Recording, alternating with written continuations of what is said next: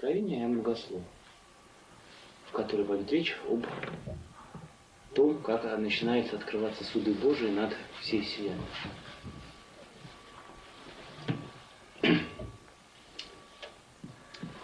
И видел я в деснице у сидящего на престоле книгу, написанную изнутри и отвне, запечатанную 7 печатями. Видел я ангела сильного, провозглашающего громким голосом: кто достоин раскрыть сию книгу и снять печати ее? Никто не мог ни на земле, ни на небе, ни на земле, ни под землей раскрыть сию книгу, ни посмотреть в нее. Я много плакал о том, что никого не нашлось достойного раскрыть и читать сию книгу, и даже посмотреть в нее. Но один из старцев сказал мне: не плачь, вот лев от колена Иудина, корень Давидов, победил и может раскрыть сию книгу и снять 7 печатей ее. Я взглянул, и вот посреди престола 4 животных, среди старцев, стоял агнец, как бы закланный, имеющий 7 рогов и 7 очей, которые суть 7 духов Божьих, посланных на всю землю. Так вот, это повествование, оно начинается с того, что он видит, Иоанн, что в руках у сидящего есть некая книга. И почему находится она у него в правой руке? Правая рука – это знак наибольшей власти, силы, могущества. Это в правой руке у Бога находится книга, запечатанная 7 печатями и написанная с обоих сторон. Ну, что значит книга? Книга – это не наш кодекс. Книга древности – это, конечно же, свиток. Свиток, но единственное, в чем особенность свитка, что он вот так вот 7 раз сложен. Вот, и вот,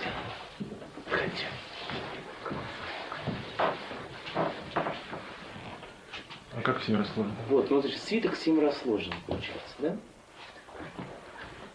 И вот этот свиток, он, представьте, вот, и такой вот длинный пергамент, да?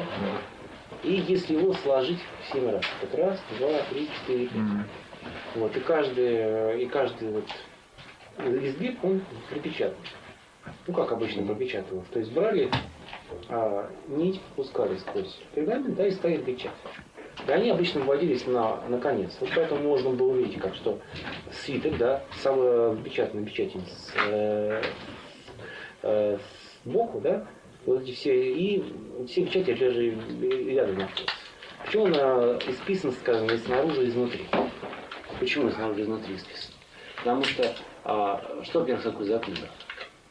Книга – это книга памяти Божией, книга Его суде. Судьбы Господня бездна много, как говорится, Давид. И книга, которая есть у него, это книга судеб Господа, которая охватывает жизнь всей вселенной. И вот эти судьбы Божии, они настолько велики, что они как бы не вмещаются в книгу, да, то есть они не вмещаются, с одной стороны, свитка, и нужно, чтобы он охватывал был с 2 сторон описан. Вот, но все равно прочитать ее невозможно, представьте себе, эта книга, там кусочек какой-то видно, да, а смысл вообще недостижим сейчас это становится. И вот, чтобы... И почему 7 печатей? Во-первых, там мы увидим, что в дальнейшем будет 7 как бы откровений Божьих, 7 этапов существования мира. Но дело в том, что сам мир, он как бы созвучен числу 7. 7 дней он был сотворен, все насчитывает 7 основных заветов даже с Богом, Бога и людей. Насчитывает 7 даров Святого Духа, 7 таинств, 7 вселенских соборов. То есть число 7, оно кратно этого мира и является как бы знаком полноты в этом мире. Как раз когда полнота превышает этот мир, он символизируется числом 8. Как сказано в книге Экклезиаст, дай вместо 7 даже 8, потому что ты не знаешь, что будет дальше на земле. И вот эти 7 печатей, как раз они означают полноту земных судеб Божьих, которые скрыты в его правой руке, в его деснице, которые управляют всем видимым миром. И вот, и я увидел ангела сильного, возвещающего в голосе громко: кто достоин открыть эту книгу и сломать печати ее. Ангел, это вестник судеб Божьих, тот же самый ангел, видимо, который возвестит конец мира, конец всякого творения. Дело в том, что ангелы, они как судья, они поставлены Богом как бы держателями такими. Его можно с кем сравнить? можно сравнить с тем ангелом, вернее, с тем священником, который стоял на углу Иерусалимского храма. Вот недавно археологи, раскапывая Иерусалимский храм, обнаружили в Иродовом храме специальное, так называемое, трубное место. Где было специальное место, где стоял священник, который трубой объявлял начало субботнего покоя и конец субботнего покоя, также начало Нового года. И вот ангел — это тоже в некотором образе вот такой свидетель, вестник Бога, который объявляет об начале особых действий Бога. Если праздники Бога — это время особого вмешательства Бога в историю, да, вот и древние праздники, они такие были, вот, и новые праздники, они в честь этого установлены, то здесь вот ангел возвещает то, что судьба Божия готова раскрыться, если и люди могут их познать, но при условии, что открывающий будет достоин их раскрыть и сломать эти печати. Но никто не мог в небе и на земле, ни на земле, ни под землей открыть книгу и не смотреть ее. Здесь здесь на самом деле косвенная ссылка на книгу пророка Исаии, где говорится о том, что будет такой разгром среди евреев, когда будет Слово Божие, закон Божий будет похож на книгу напечатанную, которая дает грамоту, я не могу прочитать, потому что она запечатана. Вот эту неграмоту, он говорит, я не могу прочитать, потому что не умею читать. Вот, но здесь вот как раз то же самое, ссылка такая косвенная дана на вот этот эпизод. Потому что весь мир оказался вот таким неграмотным, да, и удаленным от Бога объектом, который не способен раскрыть замысел Божий в самом себе. Вот у Максима Исповедника хорошо сказано, что для того, чтобы узнать тайны загадок Священного Писания, надо быть посвященным в тайну Христа. Чтобы узнать тайну, зачем существует каждая из вещей этого мира, нужно быть посвященным в тайну животворящего гроба. А если чтобы узнать, зачем существует весь мир, да, в чем его предназначение, необходимо быть посвященным в самую великую тайну воскресения. Вот как раз-то здесь, говорю, оказывается, именно это оказывается, что никто не может открыть тайны Божии, никто не может их взломать. Кстати, говорит, очень интересный эпизод из Священного Писания, показывающий, что святость и пророчество не означает всеведение, которое, к сожалению, очень часто забывается. Он часто всегда думает, что если там пророк, он должен все знать. К старцу приехал, старец обязан выдать программу жизни на 125 лет вперед и более. Вот. Но здесь мы видим, что тайны судей Божьих, они недоступны никому, ни на небе, ни на земле, ни в преисподней. Эти тайны открываются только одному, только Христу Спасителю, да, который является единственным властелином мировой истории. Пророкам открывается часть, кусочек.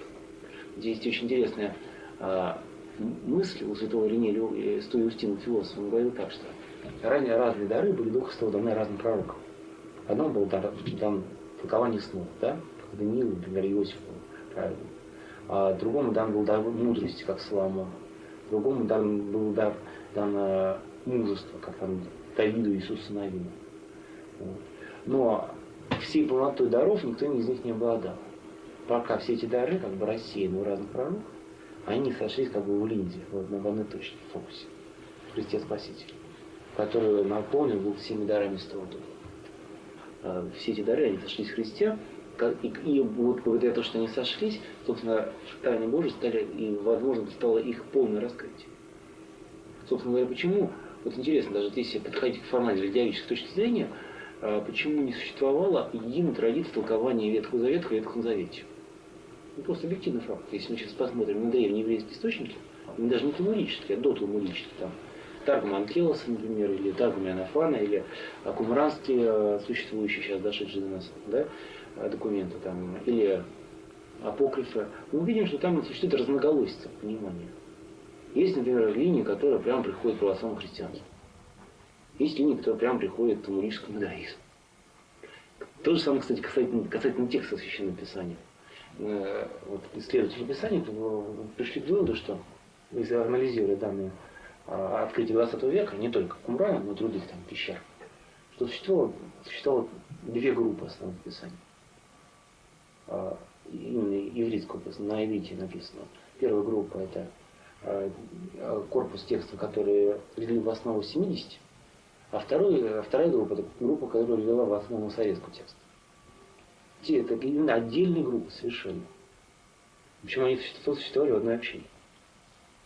Вот интересно, на самом деле. Текст самого Писания? Самого Писания, да. То есть вот есть, например, известное разночтение между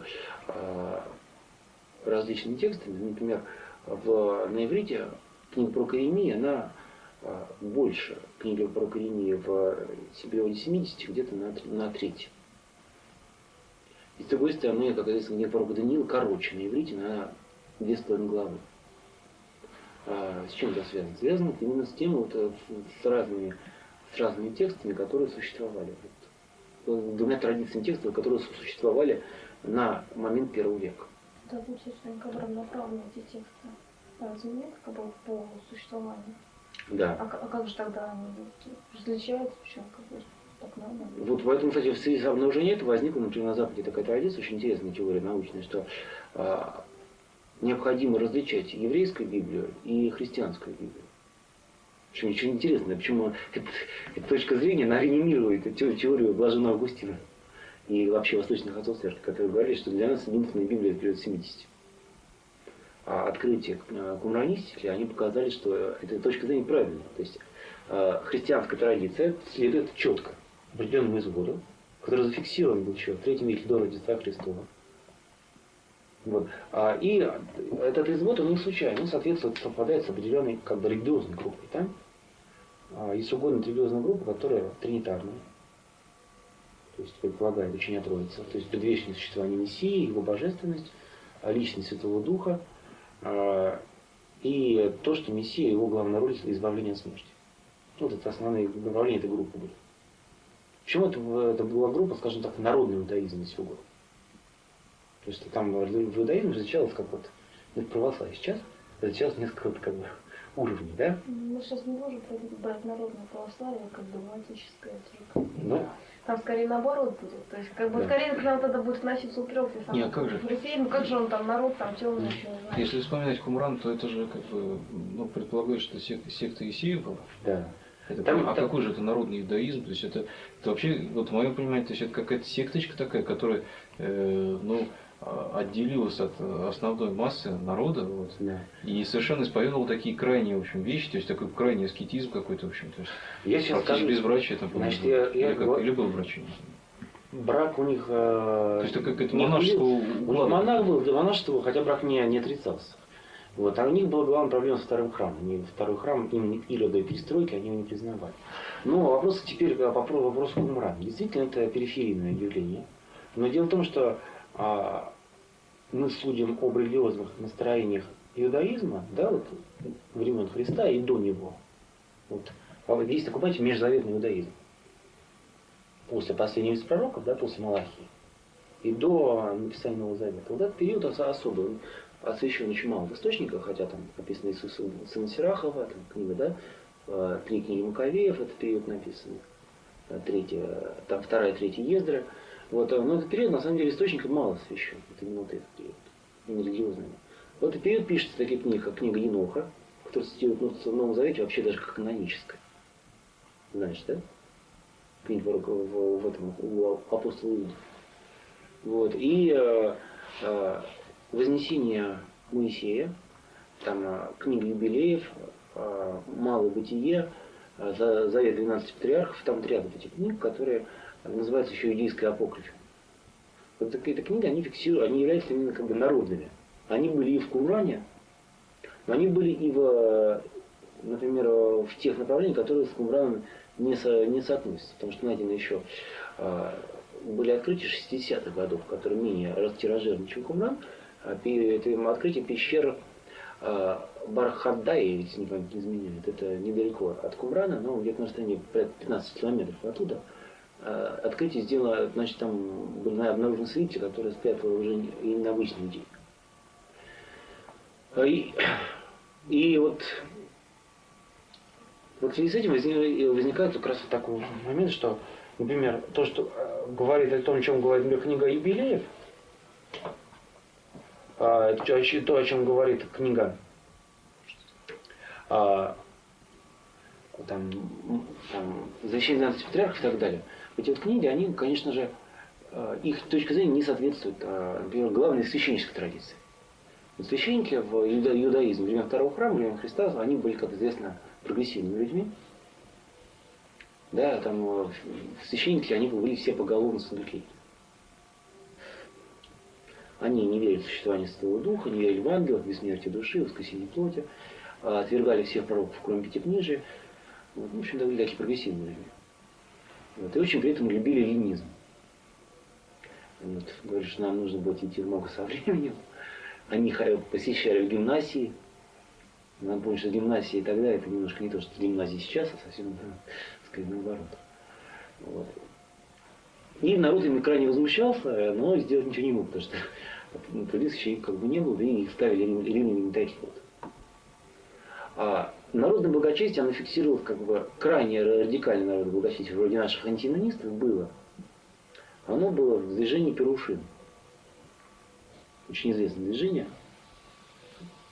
Они очень много кричали, хотя их было мало. Знаете, такое движение Перушин? Отделенное или чистое передача? Фарисеи. Фарисеи Перушин на иврите. Вот. Их было 6 тысяч человек. Это мы знаем достоверно, потому что один из фарисеев, это Иосиф Флавий, он просто записал численность. Конкретно, сколько их было. Кстати говоря, в Кумране, если говорить про Кумран, в Кумране жило 12 тысяч человек. То есть их было в 2 раза больше, чем фарисеев.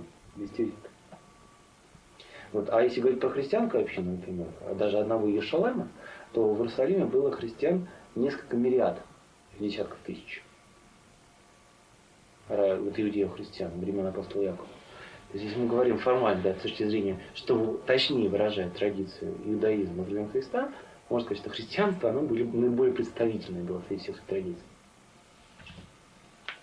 Вот. Другое дело, что христиане, в отличие от Перушим, они не занимались вооруженной борьбой. Вот. И, собственно, как и наши антинонисты, они самые громкие, и они там готовы чуть не свергать кого угодно. Вот. И фарисеи, они были тоже сторонники войны против римлян. Сикарии были из сферы влияния фарисеев. Но была большая часть народа, которые жили в Палестине в то время, там жило около 3 миллионов человек, они относились к такому народному иудаизму, который включал в себя что? Они принимали весь канон. Причем вопрос, какой канон принимал народ, это очень интересный вопрос, на самом деле. Если мы посмотрим Новый Завет, то увидим, что там нет ссылки на одну каноническую книгу. На книгу Исфирь. И при этом есть косвенные ссылки на ряд книг, которые входят в Септуагинту, но не входят в царецкий канон, как влияние принесет. Получается, просто, что на Писании нельзя доказать иудею, что правы христиане, скажем так, потому что, получается, они просто на своей традиции основываются, а не знаю, как доказать, какой Писание. Вопрос заключается, какая древнее, какая более аутентичнее была. На самом деле очень интересно. Аутентичность может проследить так, что дело в том, что советская версия, насколько мне память не изменяет, самые древние тексты относительно советской версии, они относятся все-таки к 100-му году до Рождества Христова. А Септуагинта, она заведомо древнее уже, потому что это 285 год до Рождества Христова. От 70. То есть получается, что вариант архаи, 70 он более древний и более, поэтому авторитетный, ближе к времени пророков. Что произошло за эти почти 20 лет, что все менялся, вдруг раз. Почему странно? Потому что, допустим, Симеон Богоприимец в православной традиции, он же священник. Нет. Правильно понимаю? Нет. Праведник.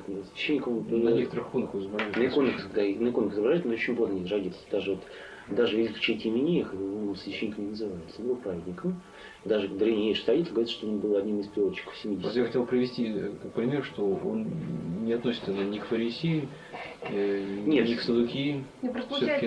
Потом Захария, например. Захария не относился. Он не относился ни к фарисеям, ни к саддукеям. Да. Явно совершенно. Не, фарисеев, во-первых, мы просто помним, что фарисеев среди священников не было.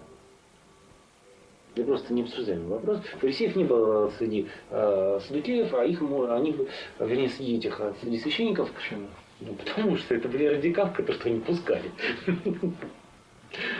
А саддукеи разве не радикалы? Нет, это прогрессивная общественность. Это либералы, по внешнему говоря. Вполне модерновые либералы. Обновление типичнейший совершенно. Причем с идентичностью, самое интересное, сейчас читаешь материалы с СДТ, когда у них совершенно идентичная даже программа была. Народные религии. Вот. А были просто верующие люди, которые принимали то, что говорили об законе пророки, которые, как говорит апостол Павел, да, 12 колен, которые чаяли избавления, молились и об этом день и ночь. Здесь же не учились тогда, получается, потому что если апостол Павел говорит, что он фарисей от фарисеев, да, и при этом он же учился в Иерусалиме у учителя, как он называет. Гамлиил, да. Гамлиил, вот. Получается, священство не обучалось, что ли? Нет. Иначе, если они учились бы в Иерусалиме, допустим, они бы все фарисеями были. Нет, если книжники, фарисеи, книжники и священники – это разные вещи. Совершенно. Но священники не получали образование? Или они получали домашнее образование? Домашнее образование, но вообще образование вообще было поголовно домашним. Надо помнить, что обучение-то было двухуровневое, как и всегда в архаичном мире. То есть там дома учились читать, писать, дома учились вере, да? Хорошо, получается, книжники более образованные были, чем священники? Да, безусловно. То есть священники это чисто исполнители требований? Требоисполнители, да, и при этом по убеждению либералы. Вот. Все равно непонятно, как во время жизни одного, получается, человека, того же Симеона, Писание так хорошо изменилось. Ведь он-то было тогда, когда... Он прошел несколько поколений. Там много поколений прошло, если так подумать, он умер в возрасте 165 лет, если уж так про это говорить. Вот. А что изменилось, то изменилась письменность. Не забывай, что произошел переход с палеоеврейской письменности на квадратную. То есть при этом возможно перевод. Очень архаично, очень много изменений возможно. Потом было пленение, правильно? Нет, плен был раньше.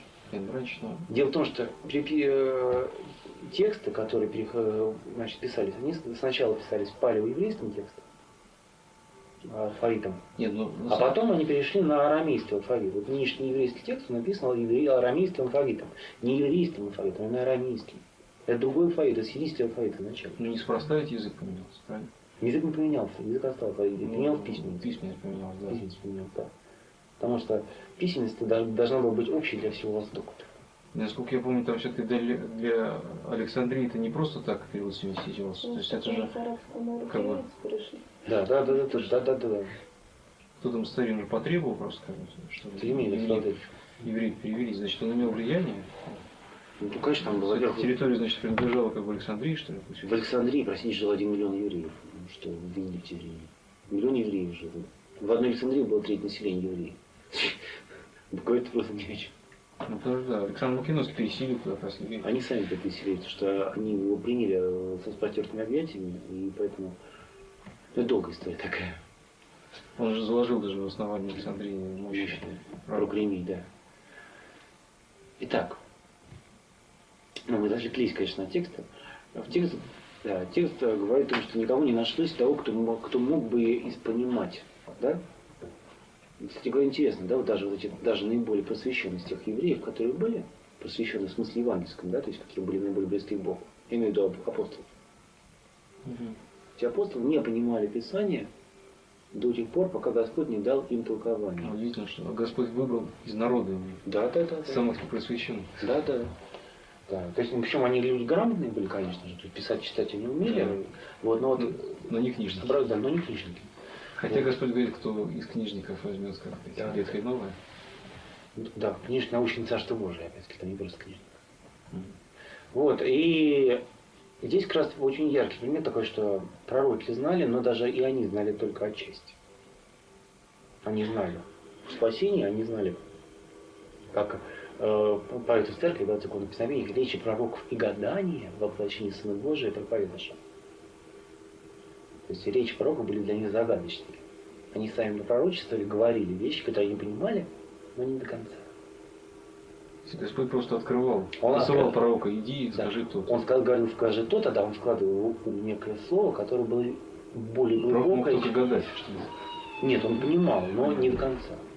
Вот это же дух разума, он дает разум, но пророки, они не являются этими какими-то там людьми, которые там находятся в таком экстазе, потеряющем разум. Вот. И как раз так, собственно, и оказалось, как и говорит здесь Иоанн Богослов, что никто не мог ни на небе, ни на земле, ни под землей открыть книгу и посмотреть ее.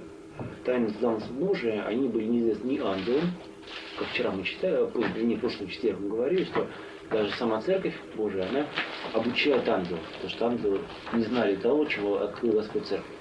Это говорится именно о Христе, то есть о временах пришествия Христова? Да. Не вот. Концепция? Нет, это времена Господа говорится. И вот как раз Иоанн увидел, что никто не может открыть книгу про судей Божьих, но он смотрит в вечность, в то, что происходит вне времени. Он видит, что никто не оказывается достоин перед глазами Бога, ни ангел, ни человек, ни тот, кто живет на земле, да? Ни беспоземных существ. Идет речь об умерших.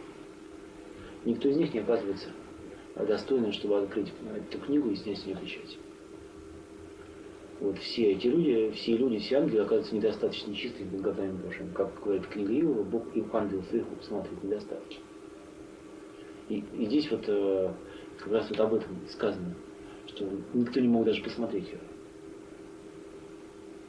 И я плакал много, потому что никто не оказался достойным, не был найден достойным открыть книгу, даже и не посмотреть в нее. Потому что Иоанн, он желал увидеть все тайны Божии, но не мог их увидеть, потому что они закрыты были в уме Создателя. А достойных никого нет. Он плакал человечество, да, и вообще сторону Вселенной, который оказался недостойным вместить силу откровения Божия. И один из старцев говорит мне: не плачь, вот победил лев из-за колена Иуды, корень Давида, чтобы открыть книгу и 7 печатей ее, и сломать 7 печатей ее. Так, здесь Господь наш называется львом из колена Иуды. Но здесь прямая отсылка, конечно же, к 49 главе книги Бытия, где сказано, что Иуда тебе восхвалит братья твои, рука твоя на хребте врагов твоих, поклонятся тебе сыны отца твоего. Молодой лев Иуда, с добычей сын мой поднимается. Преклонился он, лег как лев, как львица. Кто поднимет его? Не отойдет скипетр от Иуды, и законодатель от черства его, доколе не придет примиритель, и ему покорность народов. Он привязан к виноградной лозе осленка своего, и к лозе лучшего винограда сына ослицы своей. Моет в вине одежду свою, и в крови гораздов одеяние свое. Блестящие очи его от вина, и белые зубы его от молока. А здесь как раз показывает, что Иуда, его потомок царственный, да, он является молодым львом, и одновременно он является и просто. Если посмотрим в речь, там будет скимен и леон, да? Разные слова употребляются. Потому что он лег как лев, говорит наша церковь, да, он стал как скимен. То есть он умер в немощи, восстал в славе. Как вот христиане умрут в немощи, умирают в немощи, да, восстают в славе. Умирают в бессилии, восстают в силе. Умирают в безобразии, восстают в красоте. Первый Господь наш стал таким. Поэтому сказано, преклонился он, лег как лев, и как скимен, кто поднимет его.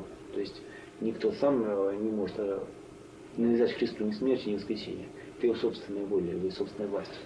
Батюшка, извините, что, да, может быть, немножко не по теме вопрос, но вот то место, которое вот конец вот, Бытия, да? Да. Вот там колену Иосифу тоже очень сильное такое. Да. Это что оно означает? Я же не помню, как там звучит, но да, сильное тоже какое-то обещание такое. Какое? Очень простое обещание, очень подробно описывается великую роль потомков Ефрема, Ефрема и Манасии, которые имели огромную, значит, роль в истории жизни. Вот. А пастырь утверждения Израилева идет речь об Иисусе Навине. Иисусе Навине, который был потомком Иосифа. Он поэтому является пастырем твердыни. А сам является твердыней, почему? Потому что он носит образ Христа. Вообще потомки Иосифа, они, по-моему, большое количество было. Да, сейчас больше всего, на самом деле. Самое интересное, что сейчас... Остальные колена очень маленькие. Вот остались сейчас, да? Практически не осталось. Сейчас, наверное, уже все перемешалось. Нет, почему? Отчасти осталось, иудеев сейчас осталось, конечно, больше. Из евреев осталось больше иудеев. Те, кто достоверно... Да, иудеев и левитов. То есть достоверно сохранились и давидиды, они процесс родословия. Достоверно сохранились левиты и араниды. Потом Коганы, Коины, Кагановичи. Это все потомки Аарона. Вот. Поэтому, например, в Израиле небольшие проблемы с браком. Они поэтому массами у них существует такой специальный свадебный туризм на Кипр. А почему? Потому что Коинам, Коганом, Кагановичам запрещается в виде жениц разведенных. А почему им именно запрещается? А потому что закон Божий запрещает священнику жениться на разведенных. Кроме как на долг священника. Это же не... Причем еще иудейка должна быть, правильно? Естественно, да. Да. И вот поэтому... Еще небось из колена какого-то. Нет, не колено не обязательно, а вот то, что она должна быть, если она не девица, то она должна быть из вдовой священника, это есть такое. И поэтому они, чтобы заключить браки, они ездят на Кипр, где есть специальная у них там светская регистрация браков происходит. Вот так, ремарочка. Вот, и Иосиф, что там, если сказать про Иосифа. Иосиф, у него, как известно, было два сына, Манасия и Ефрем.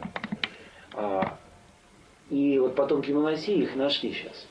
Дело в том, что вот это колено Иосифа, оно было депортировано в плен в 722 году до Рождества Христова. И в Индии было найдено огромное племя, которое называется Манаше. Ничего себе. Да, собственно, так себя и называлась жизнь. Они до сих пор, они из древности до сих пор практикуют обрезание. Они празднуют субботу, в общем, с древности, с английской истории. Это во время... От веры ничего не осталось? Нет, монотеист. Яву некому поклониться. Бог Яву. это при ком мы их депортировали? А при этом Тевдоклоосарю третьему. Саргон II взял Садыки, вернее, взял Самарию и их... Хотя начало депортации Тевдоклоосарь III. Это какое государство? Это из Северное царство. Не, государство напало-то какое? Ассирия. Ассирийцы. Да. А потом они ушли дальше. Да. Вот. Сейчас у них как раз в Израиле большая проблема, потому что возникает вопрос признавания Гиюра. Что с ним делать? Дело в том, что их, оказывается, в 3 раза больше, чем всех остальных евреев не встречают.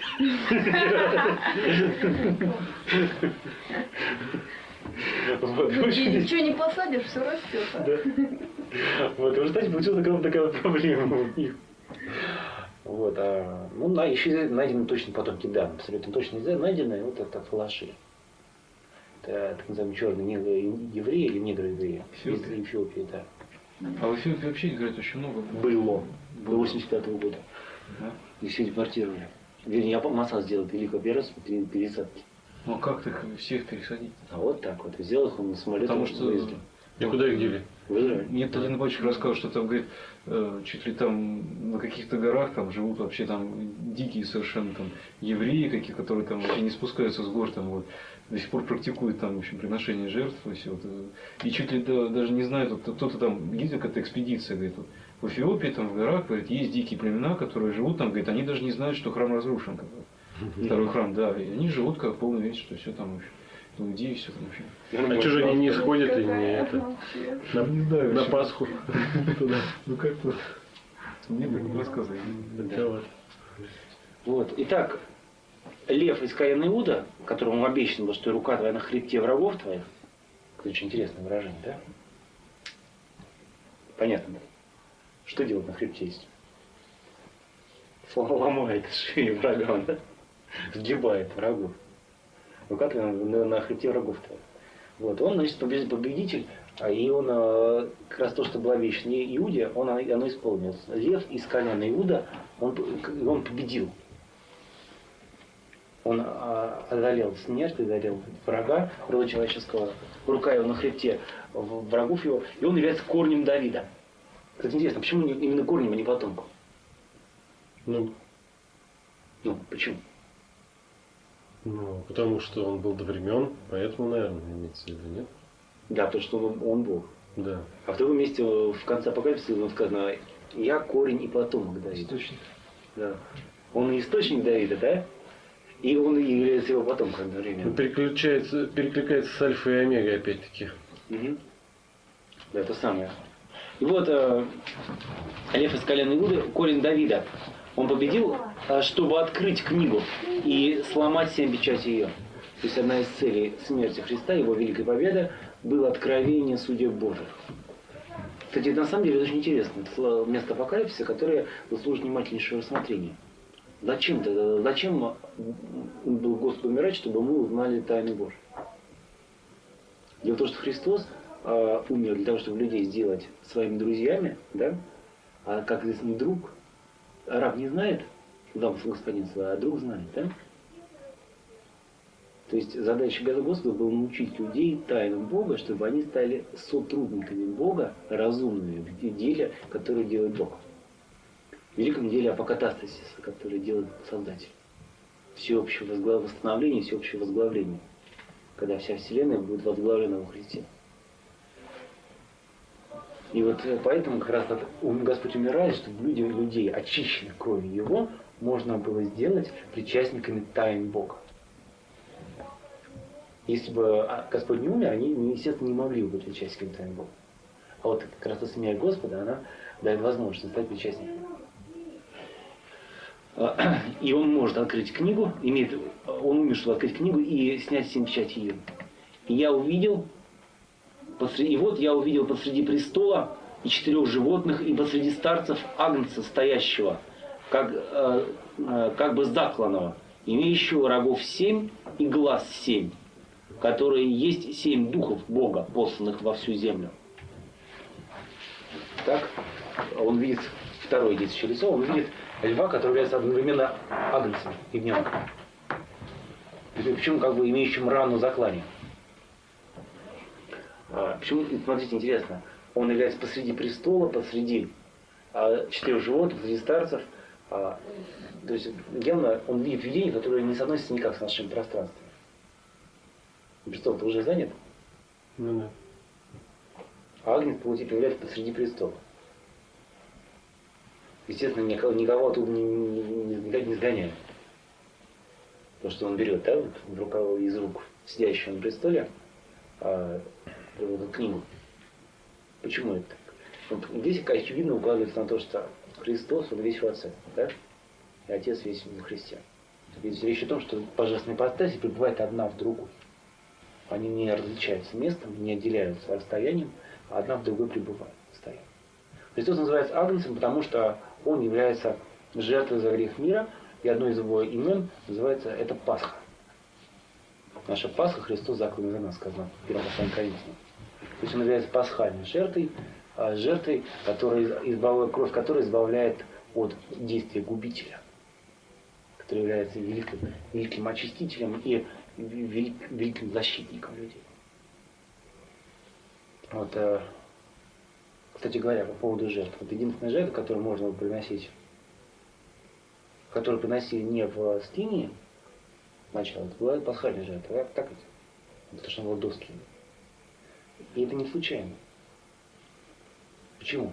Почему не говорится вот именно о подробностях, например, о каких-то особых видах жертв, а вот об жертве, там были жертвы другие, но они имеют терминологическое название, да? А вот та жертва, которая сохранилась после скинии, вот, она имеет название пасхальная. Почему? Пасха до установления культа возникла. Ну, потому что, наверное, это было первичное, как бы, а установления, вот, связанные с храмом, они как бы вторичные. Они временные, а ну, да. Пасха, она вечная. Но вечная не как реальность, да? А как тень от реальности. А реальность Христос. Поэтому называется как бы заклан, как заклан. То есть он уже заклан и жив одновременно. Он был мертв, вот жив во веки веков, как сказано в Апокалипсисе. И он имеет 7 рогов. Рог – это знак силы. Из рогов баранов делали специальные сосуды вот такие, закрученные. И делали труба. Труба шофар называлась. Священная труба, означающая, в которую трубили при наступлении года юбилейного. Это на суде. Там интересно, что Писание различает разные виды труб. У нас, к сожалению, наш текст это не очень четко прослеживает. Между прочим, серебряные трубы, они возвещали до субботы. А вот именно шафары, вот эти закрученные такие рога, они возвещали об наступлении года юбилея, года всеобщего прощения. У них, значит, был особый звук? Да, конечно же, естественно, это рога из рога сделаны, да? Труба, не из серебра. Вот. И у него 7 рогов, как раз как знак силы, и как знак силы, как знак полноты сил. Да, вознеси рог христиан православных, да, в выражении. предполагается не то, что христиане православные рогатые будут, там, или ему будут рога наставлять, вот, а то, что у них сила будет вознесена, да, над всеми силами всех окружающих. И вот то, что Христа полнота 7 рогов, да, это полнота сил, которая у него есть. И с другой стороны, эта сила, она личная. Полнота сил, которая есть у Христа, Христова сила, это 7 духов, посланных на Вселенную. То есть 7 даров Святого Духа, дух мудрости, разум, совета крепости, видение благочестия, страха Господня, о котором говорил Исаия. И 7 глаз. Здесь Иоанн видит то же видение, которое видел пророк Осия. Ой, не Осия, а пророк Захария.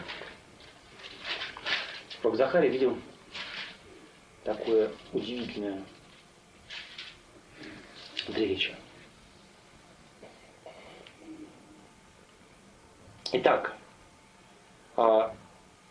и возвратился ко мне тот ангел, 4 глава Захарии, который говорил со мной и пробудил меня, как пробуждает человека от сна его.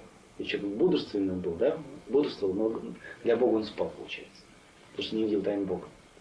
И сказал он мне: что ты видишь? Я отвечал ему: я вижу, как светильник весь из золота, и чашечка для него, для елея наверху его, и 7 лампад на нем, и по 7 трубочек у лампад, которые наверху его, и 2 маслины на нем, одна с правой стороны чашечки, другая с левой стороны ее. И отвечал я ангелу, говорившему со мной: что это, господин мой?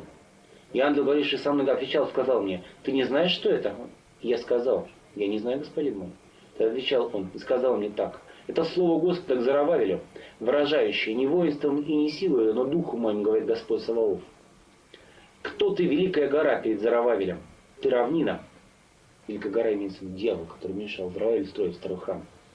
И вынесет он краеугольный камень при шумных восклицаниях. Благодать, благодать на нем. А почему Зоровавель выносит камень? Краеугольный. Краеугольный камень Христос, мы помним, да? Какой вопрос еще раз? Почему именно Зоровавель выносит этот камень? Ну, вот он потомок. Ну, потом Зоровавель предок Христа по 2 линиям причем. По линии Иосифа и по линии Марии. У Луки, который приводит родословие Девы Марии, у него есть, это родословие расходится, начиная с Давида, но смыкается на Зоровавеля. Потом опять расходится. Потому что особое место именно Зоровавеля в этом деле есть. Итак, и было ко мне слово Господне: руки Зоровавеля положили основание дома сему, его руки окончат его, и узнаешь, что Господь Саваоф послал меня к вам. Ибо кто может считать день сей маловажным, когда радостно смотрит на строительный отвес в руках Зоровавеля те 7? Это очи Господа, которые объемлют взором всю землю. Это удивительный образ на самом деле. Представляете, 7 глаз Бога смотрят на отвес, по которому строится храм. Тогда отвечал я и сказал ему: что означают те маслины с правой стороны светильника и с левой стороны его? Вторично стал говорить и сказал ему: что означают 2 масличные ветви, которые через 2 золотые трубочки извивают из себя золото? И сказал он: ты не знаешь, что это? Я отвечал: не знаю, господин мой. И сказал он: это 2 помазанные елеем, предстоящие Господу всей земли. Об этих 2 помазанных мы еще будем говорить, когда будем толковать Апокалипсис. Они упоминаются в Апокалипсисе тоже. И вот как раз тут эти же 7 глаз, которые радостно смотрели на отвес в руках Зоровавеля, они находятся у Агнца, да? Здесь 7 духов Бога, которые посланы на Вселенную. 7 даров Духа Святого, который охватывает Вселенную, который управляет всем миром, который смотрит за всем тем, что происходит во всей Вселенной. И он пришел и взял книгу из правой руки сидящего на престоле. И когда он взял книгу, причем интересно, книга, знаете, как называется по-гречески? Библия. Взял Библию из рук сидящего на престоле. Кстати, это не случайная связь, потому что Библия и книга, сидящая на престоле, вещи взаимосвязаны. Просто Библия и земное отражение, да, и земное проявление той великой книги.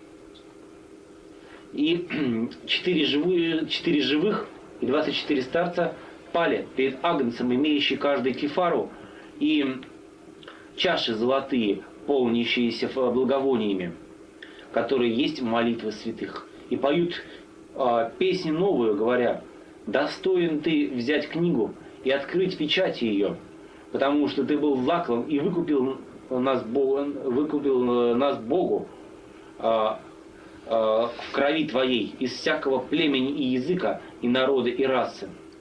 И ты сделал нас царями и Богу нашему.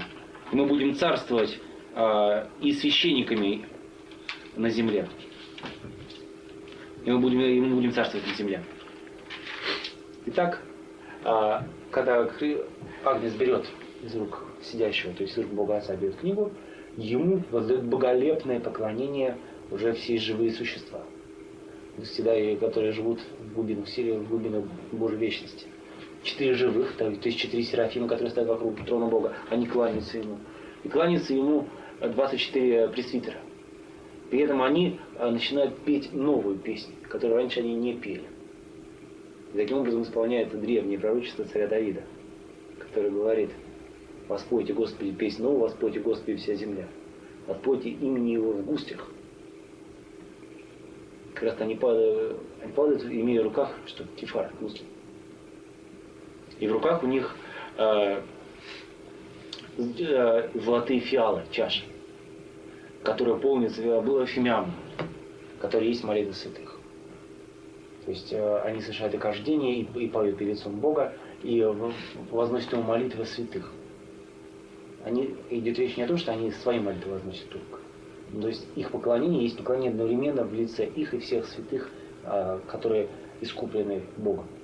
И их молитвы святых поднимаются перед Агнцем, как клубы дыма, фимиама.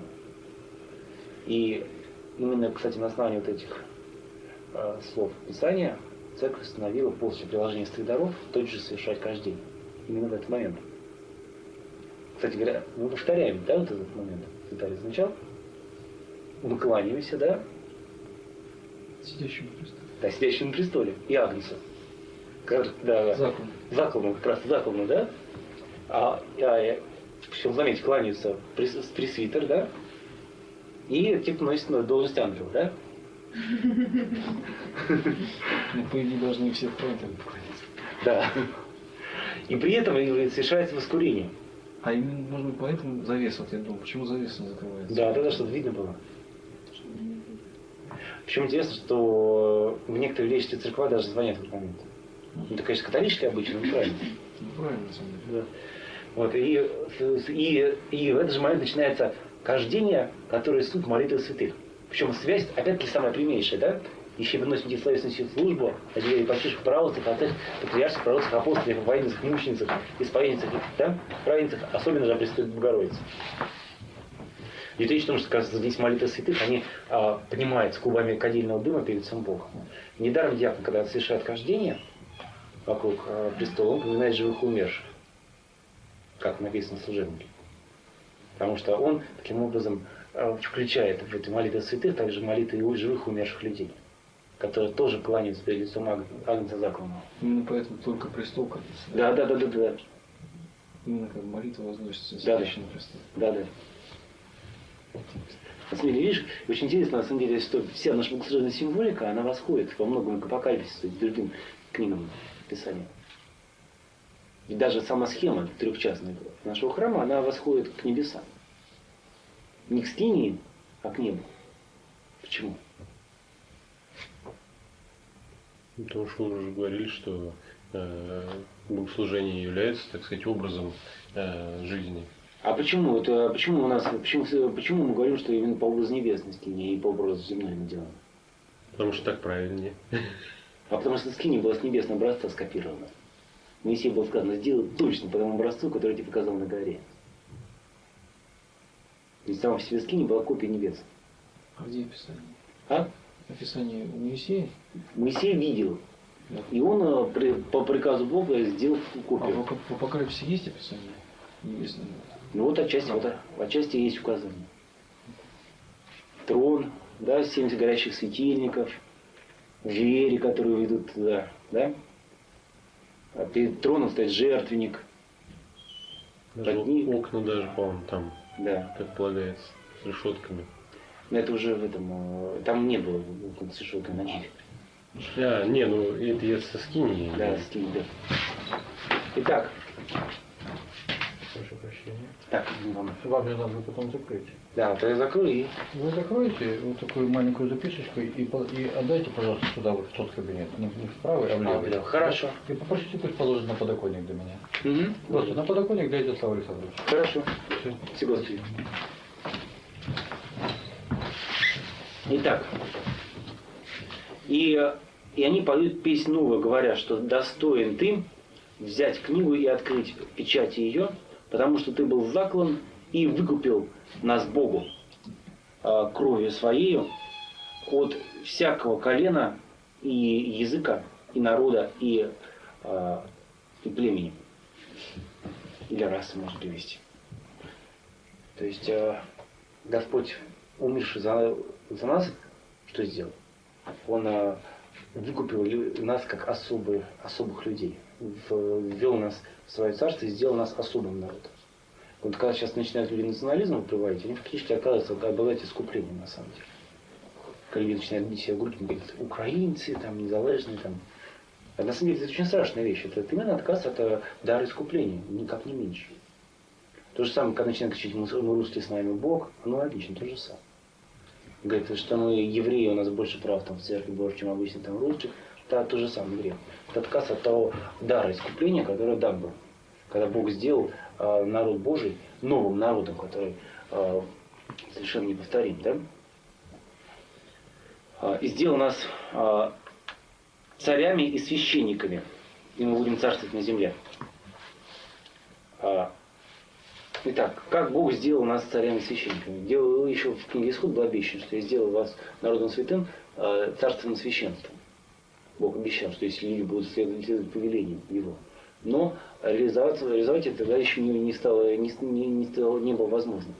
Полная реализация стала именно после искупления, когда человек может, овладев собою, да, стать истинным царем себя. Мы вчера говорили, да, там, как дух становится самодержцем внутри человека. В послании к Ефесянам об этом хорошо говорится. Как сказано, что силой Бога укрепиться во внутреннем, силой Духа укрепиться во внутреннем человеке. Дословно укрепиться, стать самодержцем во внутреннем человеке. И таким образом человек, воцаряясь над собой, он становится царем Богу, лицом Бога. Как в Луке Духовном написана совершенно гениальная история про одного монаха Абу Льва, который ко всем приходящим к нему говорил: поверьте, братья, я буду царствовать. А ему говорят: ты что, совсем? Ты царствовать будешь? Помните, я вам рассказывал эту историю? Да, он говорит: ну поверьте, буду.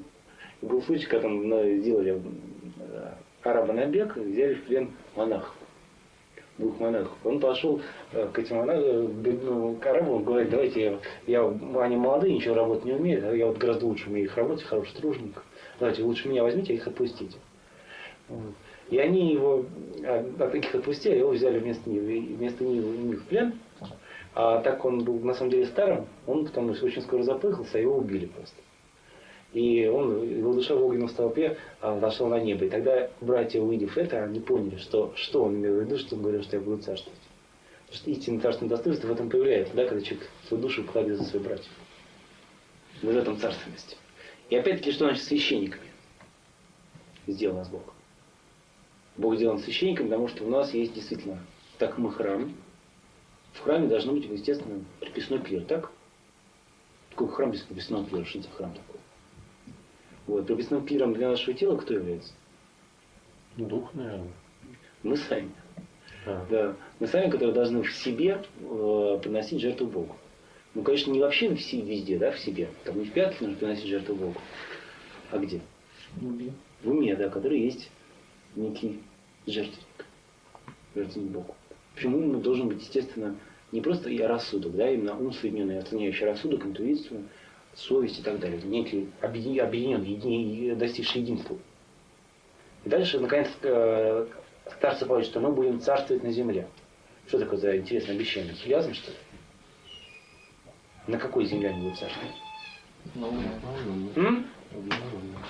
На новой земле, да, на земле кротких. То есть вот эта земля, почему сказать, что они будут на земле царствовать? Дело в том, что они подчеркивают, что спасение касается не только отдельно взятого, да, они говорят, что спасение касается не только как бы души, Но и само человеческое тело, вот сама материальная вселенная, она войдет в Царство Бога. То есть дар искупления распространяется на все. Я увидел и я услышал голос ангелов многих вокруг престола, и живых, и старцев, и было число их десятки тысяч, десятков тысяч. И тысячи тысяч, говорящие голосом громким. Достоин есть агнец закланный принять силу и богатство, и мудрость, и могущество, и честь, и славу, и благословение. И всякое создание, которое в небе, и на земле, и под землею, и на море, и которое в них, все я услышал говорящих, сидящему на престоле и агнцу благословение, и честь, и слава, и владычество в века веков. И 4 животных говорили «Аминь». И старцы, и 24 старца пали и поклонились живущему в века веков. Эта великая литургия, она уже не ограничивается небесами, но в нее включаются все новые и новые хоры. Да? Почему начинается с 4 живых, 24 старцев, а потом продолжается эта песня? Как раз здесь Иоанн видит, что песнь Бога, новая песня, она начинает распространяться по земле. В нее включается сначала голоса ангелов многих, которые вокруг престола. Ангелы начинают славить Бога за его новое откровение его славы, которое они никогда не знали, что он такое может сделать. Ведь вот часто спрашивают, а почему сатана, например, все-таки решил Христа погубить? Да? Можно говорить, что ты Сын Божий. Почему же он все-таки пошел на такой риск? Ну, одно из объяснений, что он как бы не поверил все-таки.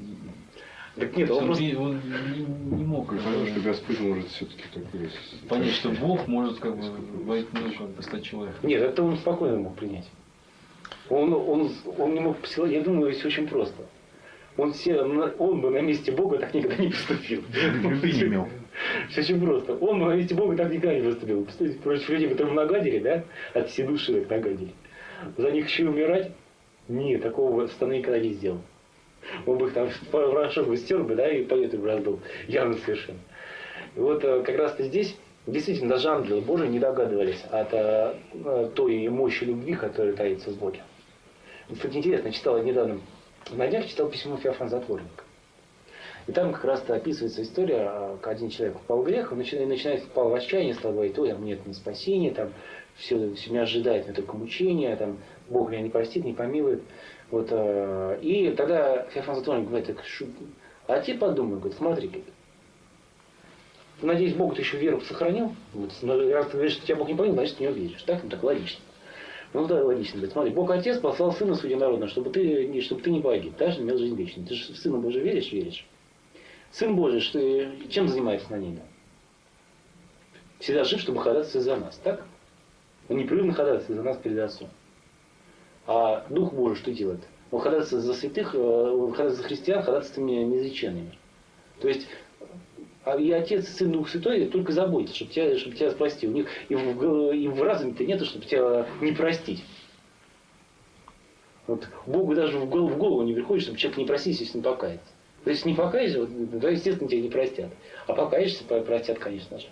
Вот, кстати, на самом деле очень интересный и очень даже логичный такой ответ на вот такие мысли, которые действительно приходят от дьявола. Действительно, все Писание, которое нам известно, оно не говорит, что Бог там не прощает кающихся. А Бог может не простить человека, который собирается подкупить Бога вместо покаяния. Ну, как Валтасара. Что такое покаяние? Да, вот, не, очень важно просто.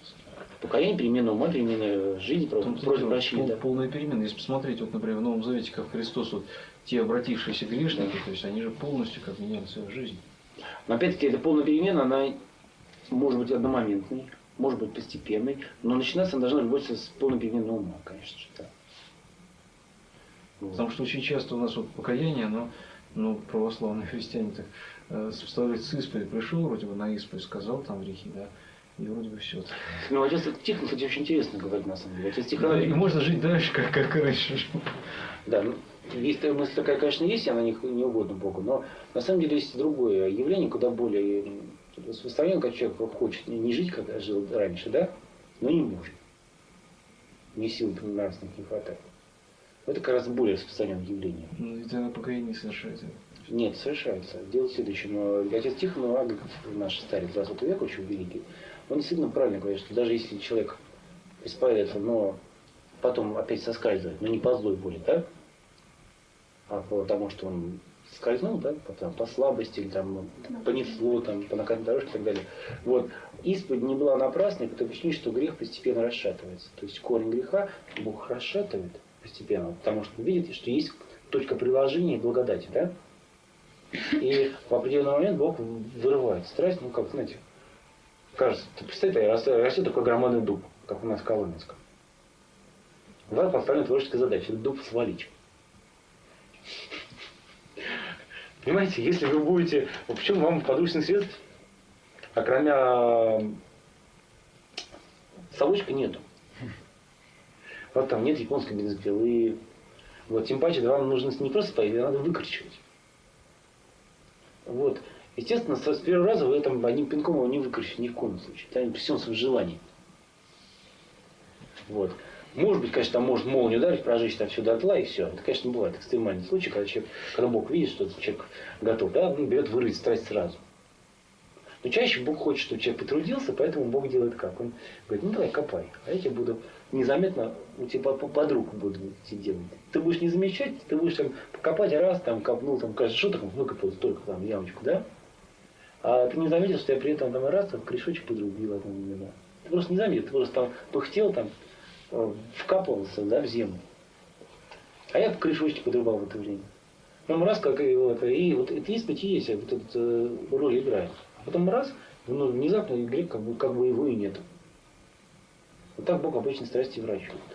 Человек должен сохраняться с первой исповеди, желание искоренить грех. Да, конечно. Если должен сохраняться постоянно. Да, если нет желания искоренить грех, вот тогда низм. Вот тогда низм. Может не быть Тогда не силы, покаяние. но желание должно сохраняться, бороться. Это просто формализм, просто никому не нужен. А если вот, ну, вот вроде борешься, думаешь, вроде победил. И главное еще такое состояние такое, типа, ну, довольное. Ну вот тогда и получишь. Сразу же тот же и получишь. Это давно и проверено экспериментально. Всякому сказано, всякому падению предшествовало возношение, да, смирение предшествует славе. Бансира был прав. Итак, и дальше. И многих вокруг ангелов, многих вокруг престола и животных и старцев, и было число их, ангелов, десятки тысяч, десятков тысяч, миллиарды миллиард, то, что у нас переводится как тьма, и тысячи тысяч. Это ссылка на книгу пророка Даниила, на самом деле, косвенно. Когда он увидел ветхого дня, сидящего на троне, перед которым текла огненная река, и сказано, тысячи тысяч, миллиарды миллиард предстояли ему, и тысячи тысяч служили ему. Вот эти служащие, предстоящие перед Богом ангелы, они начинают восхвалить Бога. То есть событие искупления, оно, как, знаете, как такой огромный камень, брошенный в воду, да? И от него начинают круги расходиться. На самом деле круги еще не зашли до конца. То есть круги вести об искуплении, не просто вести, а вот эти силы искупления, они продолжают все расширяться. Дело искупления усиливается со временем. Она охватывает все новых и новых людей, между прочим. Не только людей, да, но и она преображает мировую историю. Закваска же квасится. Процесс заквашивания продолжается. Напрасно люди думают, что там все в прошлом, там, знаете, как часто люди говорят, ой, то раньше было, а сейчас все, есть всему свое время. Но вот все-таки с чего, вот, я не знаю, мы начинали, то, что во времена Христа люди не могли открыть книгу, да? То Да. есть, но это же продолжается. Я не знаю, вот я как бы понимаю, что все-таки, наверное, к концу времен, вот, к концу мира, да, то есть люди, мне кажется, тоже придут к тому, что просто не смогут вообще... Какие?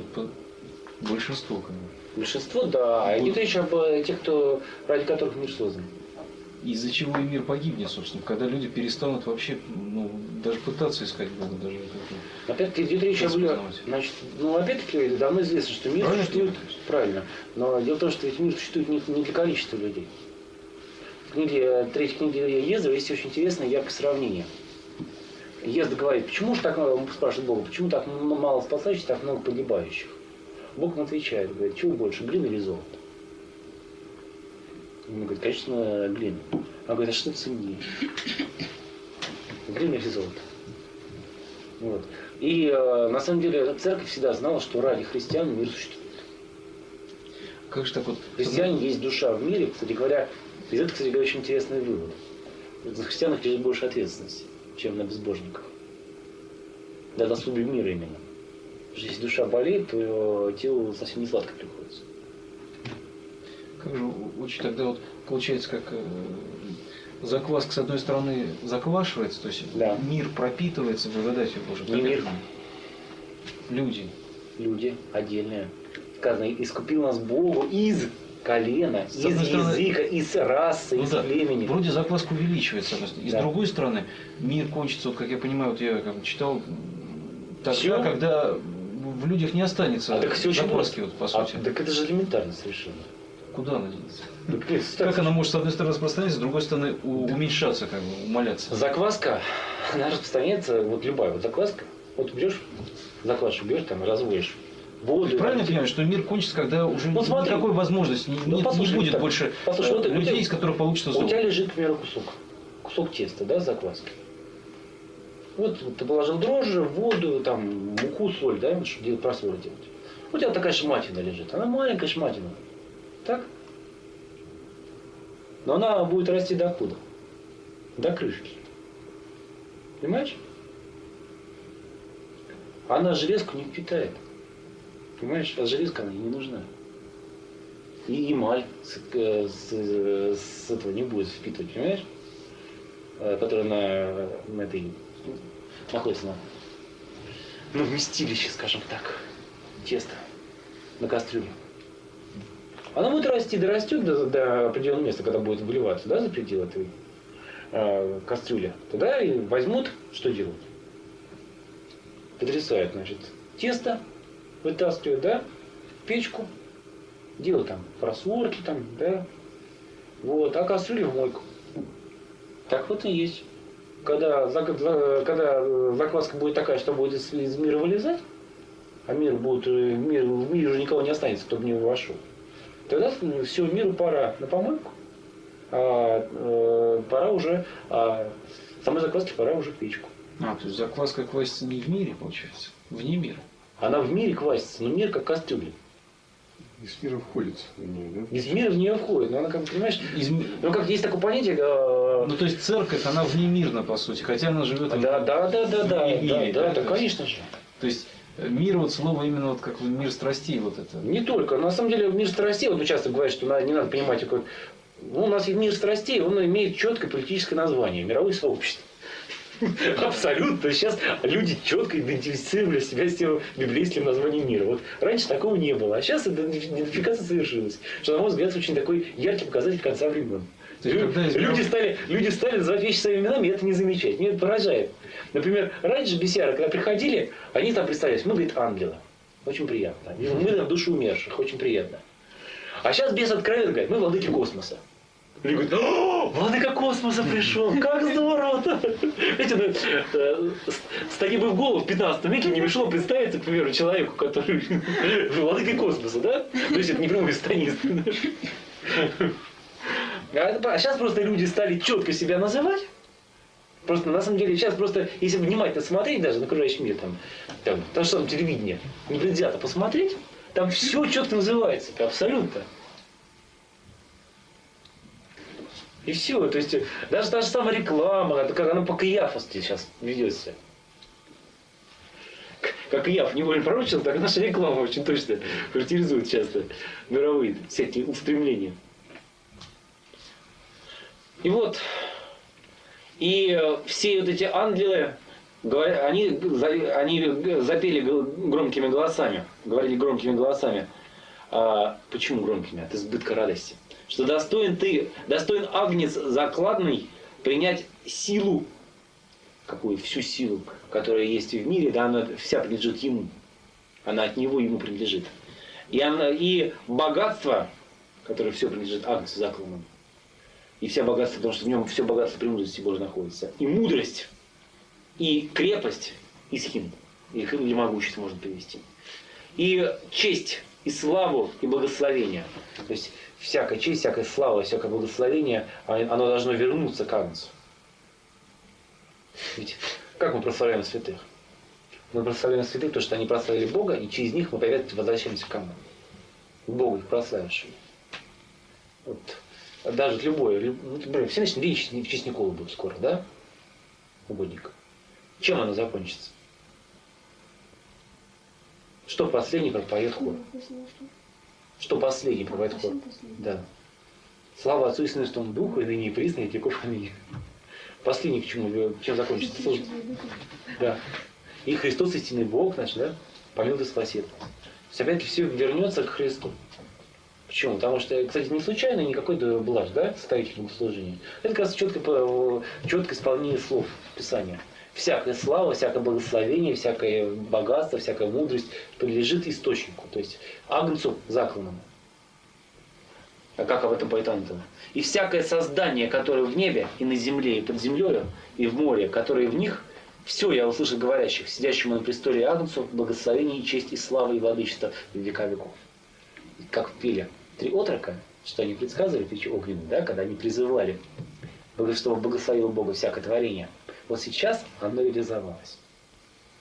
Когда во Христе все творение начинает восславлять сидящего на престоле, то есть Бога Отца и Агнца, которому принадлежит благословение, честь, слава и владычество в века веков.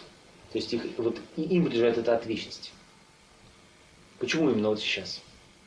Потому что во Христе же происходит возглавление всего существующего.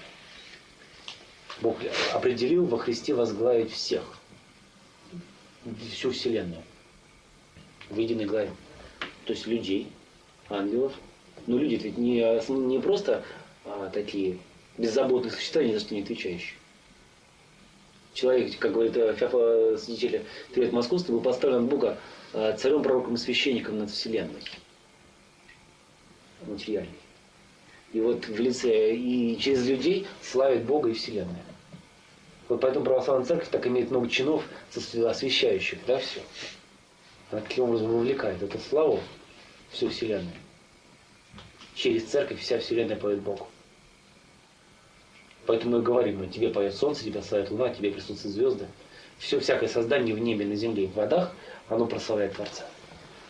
И 4 животных говорили аминь. Песнопение завершает. Смотрите, как идет круг, да? 4 живых, 24 старца, мириады, значит, сотни миллионов ангелов. Потом всякое создание в небе, на земле, под землей, в морях, как бы до самой глубины доходит. Они входят в великую ораторию, да? Прославление Бога.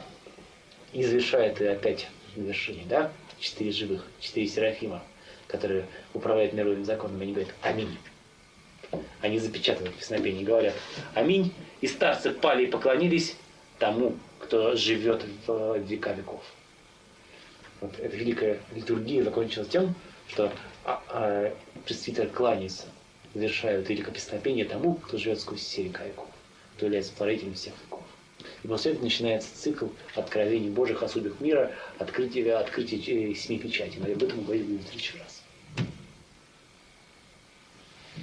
Эти события не происходили на 3-м небе? Не знаю. Он не указывает на каком. У Итьян богослов спросить. Но не на 1-м точно. Не в космосе.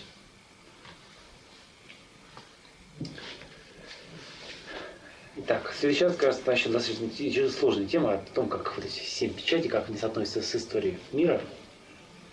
Это достаточно загадочная тема даже сейчас. Потому что во всей полноте вот это будет ясно, когда Господь наш есть предание, что пошлет Иоанна Богослова, что он столкал апокалипсис в конце. Вот, но потому что есть одно место в апокалипсисе, которое говорит, тебе снова надлежит пророчествовать о народах, племенах и языках. Сказали известно, что все-таки апокалипсис был именно богословом написан, а не вторым пресвитером Иоанном, который упоминается как автор написал. Ну как сказать, священное предание, то есть предание Патмосской церкви говорит так, предание Ефесской церкви говорит так. А апокалипсис, то, что написано Иоанном Пресвитером, это стало выдумал Дионисий Великий, По одной простой причине. Он хотел таким образом легко решить проблему полемики с хилиастами. В Египте было большое движение хилиастов, которые учили об тысячелетнем царстве. Для того, чтобы с ними справиться, он хотел просто выкинуть апокалипсис в Священном Писании. Это все. Очень удобная позиция, на самом деле, как Лютер в свое время сделал. Когда мне не нравится учение о том, что дела добрые нужны для спасения. Значит, апостол Иаков, а на самом деле соломенное послание писал. Дионисий Великий на самом деле этим часто отличался. Он стал, когда он спорил, у него вообще-то его часто заносило, что называется, Александрийского. Он спорил с авелианами, договорился до того, что Христос есть творение. Ну, даже Папа Римский написал: ты что пишешь такое? Тут начал оправдываться сразу же. А почему апостолы пишут, что они как бы доживут до второго пришествия, что они доживли, не будут восхищены? Вы христиане, там апостол не сказано. Мы, да? Значит, это просто обобщенные. Мы обобщенные, мы христиане, да. Просто тех христиан, которые... Кто-то доживет. Мы христиане доживем. Опять сказано, не пройдет род, как все это будет. Что значит род не пройдет? Христианские. Да, колени христиан. И с другой стороны, Господь говорит, когда придет Сын Человеческий, найдет ли веру? То есть получается, как бы, что с одной стороны, вроде как почти не останется истинных христиан. А есть очень интересное толкование, на самом деле. А с другой стороны, апостол говорит, что все-таки кто-то есть очень интересное доживет. толкование, если послушать. Даже сказано, найдет ли веру где? На земле. В земле. А мы живущие, оставшиеся, что будем делать? Восхищены будем от святей Господня на воздухе, помнишь? И так всегда с Господем будем, понимаешь? На земле ты, собственно, не останется, понятно? Даже в буквальном смысле этого слова. А на самом деле по букве все так и получается. Батюшка, вот немножко вот назад возвращаясь, вот 24 старца, они поют, что мы будем князьями, священниками, да, на земле. А вот, то есть, это, ну, вот, как вот они вроде бы и на небе, да? Да. Ну, наверное, это же, так сказать, непрерывное состояние их. Прерывное. Ну вот. Почему прерывное? То есть это просто некое мероприятие, которое, ну, как бы происходит. То есть это... Выседание на небе. Это некоторые события, которые конечные, так сказать, по времени, и потом все происходит. Потом меняется все, да. Потом будет всеобщее воскресенье. Когда придет Господь, как говорит Иоанн Златоуст, небеса опустеют. Там ни одного ангела не останется. Ах, вот как? Ну, видите, у меня совершенно другое, непонятное, неправильное А информация. там же написано было, и придет Господь, и все святые ангелы с ним. Подчеркиваю, все святые ангелы. На землю. Да. Ах, вот Где же они тут повесить? Так она же горит, какие проблемы, с расширением. То есть вот эта вот литургия, она пройдет, потом, значит, ну, вот это вот описание, то есть я немножко неправильно вообще. Вопрос чем старцы занимаются? Нет, ну, то есть описание того, что происходит, я думаю, что, ну, если не бесконечный, достаточно длительный процесс. Длительный до суда. Ну да. А потом... Все, что описывается, происходит, да? Да, нет, то, что после суда там тоже описывается. Но там это особое состояние, которое переходит. Это более высокое состояние, чем которое у них есть сейчас. Ведь мы знаем, что ни один из святых не получил еще полноты блаженства. Ну вот сейчас, в данный момент, то есть какие-то святые пред престолом предстоят, какие-то... А что, где-то в каких-то других местах находятся. То есть вот эта обновленная земля, она по своим да. свойствам будет как бы выше, чем те небеса, что ли, или как? А Иеремия Леонский говорит очень интересную вещь. Он говорит, что одни будут жить на обновленной земле, другие будут жить в небе, другие же будут жить над небом, а самые великие будут жить там, где Бог. Ну, это начало будет жизни. Те, кто на земле, им уже никогда туда не Почему? Путь, бесконечный путь у каждого. Если жить, то бесконечно, постепенно все туда. Нет, как же в конце покажется, что все, ну, как сказать, ночи не будет, и все будут ходить перед лицом Бога. Все будут ходить перед лицом Бога, но каждый по-разному. Ну, Там же очень интересно, ну вот до этого дойдем еще, но там есть Источник опять, Бог для всех будет источником. Но опять ли, там есть очень интересный момент. А ведь, помните, там же есть деревья жизни, да, растут, не одно, много деревьев жизни в конце апокалипсиса. И листья его для исцеления народов. Что значит исцеление? Сейчас Если не будет ни болезни, ни ничего не будет. Постижение Бога получается. Это еще исцеление от невежества, исцеление от болезней духа. Вот о чем идет речь. От болезней ума. То есть человек будет все более и более очищаться. Кстати, очень интересно. У Феофана Затворника, тут я читал как раз эти письма, очень интересно, что когда душа человека уходит, она уходит, даже вот у праведного человека, она не уходит полностью светлой, естественно, так? Она говорит, у некоторых уходит в неком примраке, да, а то и в темноте, с темнотой некой, да? И вот Господь, Он постепенно очищает эту душу. Нас использует для этого молитву церкви, да, поэтому мы умерших молимся. Именно за православных. Но автоматически ничего не происходит. Автоматически может.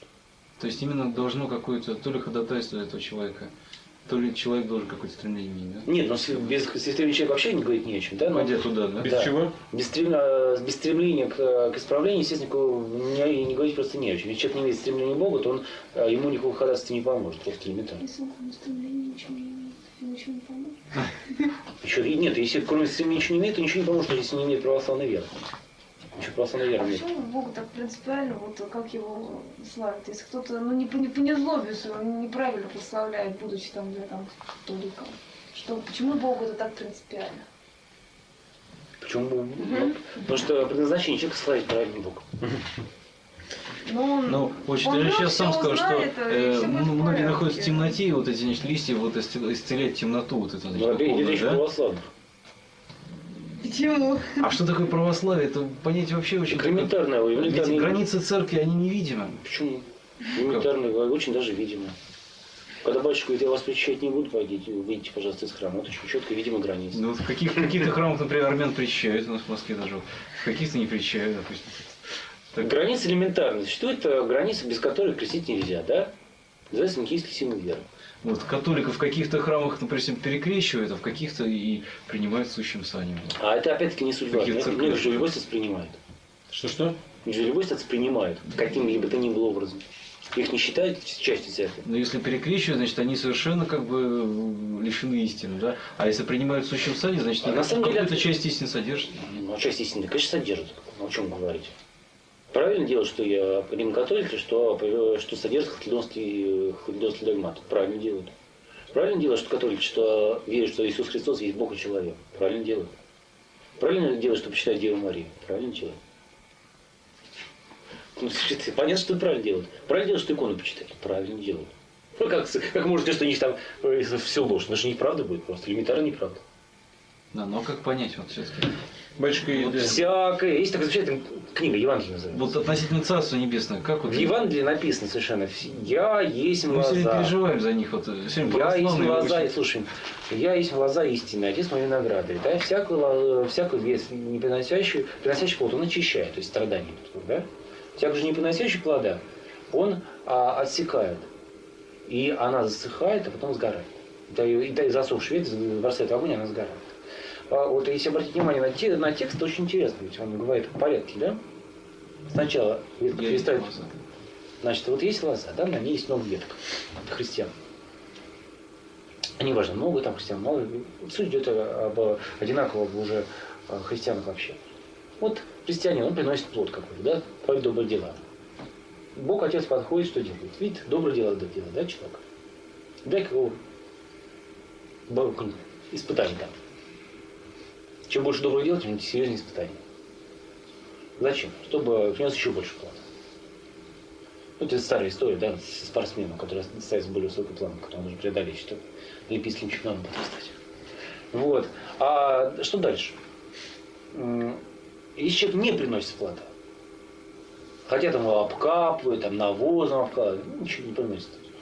Вот. Тогда Бог Отец отрубает ветку. Ну, заметьте, отрубает он какую ветку?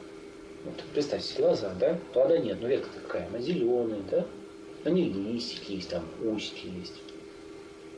Может, даже цветочки есть. А плода нет. Вот ее отрубили.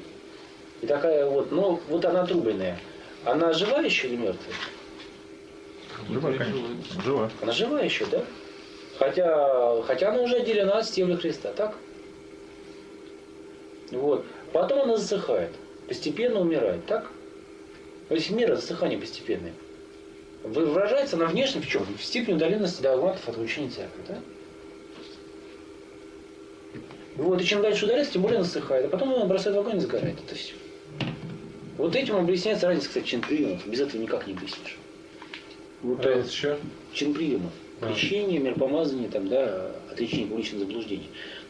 Ведь эти правила это не коммунистам выдуманы, как известно, да, а Вселенскими соборами, первым, вторым, шестым и седьмым. То есть Вселенские соборы эти правила выдумали, создали, исходя из определенной духовной реальности. То есть ветка, да, отломана уже. Она отломана реально, потому что если она не находится в общине Евхаристии, она отделена. Потому что община Евхаристии является ключом к единству церкви. Община Евхаристии является единством веры, иерархии и апостольской преемственной иерархии, да, и следование закону Божьим. Так вот, ветка отделилась. Теперь, да, вот на этой ветке листик захотел присоединиться опять к лозе. От этой ветки. Ну, или ветка захотела опять к лозе присоединиться. В тот момент, вот или там на этой ветке появился там, вырос новый листик. Может быть такой. Да легко, поставили в воду ветку, да, она там листья может пустить. Но в дерево он никогда не превратится. И вода тоже никогда не придет, кстати говоря. Это, кстати, очень четко видно. Смотрите. Не, может превратиться, но она не будет как бы она не будет, от Христа, то есть она не будет, нет, она настоящая, нет, если вы здесь, да, ну я про Иову не говорю, но в любой случае, да, она не будет той Иовой, да, в которой он говорит. Она будет неким другим растением. А в духовной жизни такого невозможно, потому что корни выращивает Бог Отец, корнем Христос является. Вот. А здесь он же корень Давида, корень вообще христианства. А здесь идет речь о чем? Что ветка, она может интерес дать, она может дать листья, да, внешние дела. Внешние добрые дела она дать запросто может. Поэтому, кстати говоря, протестанты, католики могут, да, там, или вдохновленцы, те же самые, могут делать внешние добрые дела. Могут их делать совершенно четко. И делать их они могут не почему иному, потому что они связаны с некогда были со Христом. То есть некоторыми остатками живительной силы, которые были от Христа у них остались, они могут там это действовать. Ну, понятно, да? Но причем они могут даже цветочки гадать. В принципе, вы сейчас там багульник выдавайте, да, в метро. Да, я уже видел сегодня. Вот, он может вполне ожидать даже цветочки, да?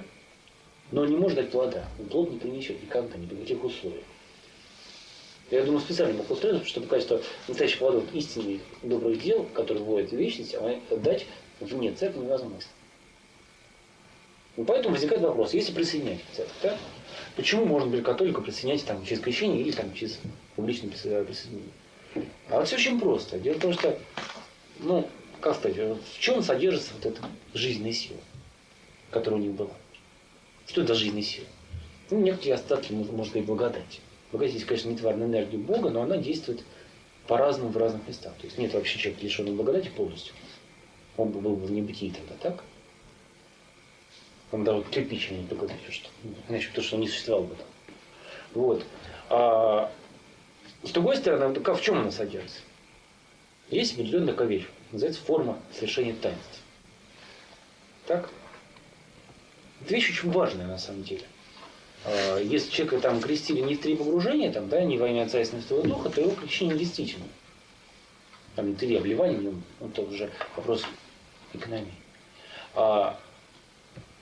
Если там в одно погружение, то это не действительно крещение, а какой-то там православный поп его сделал.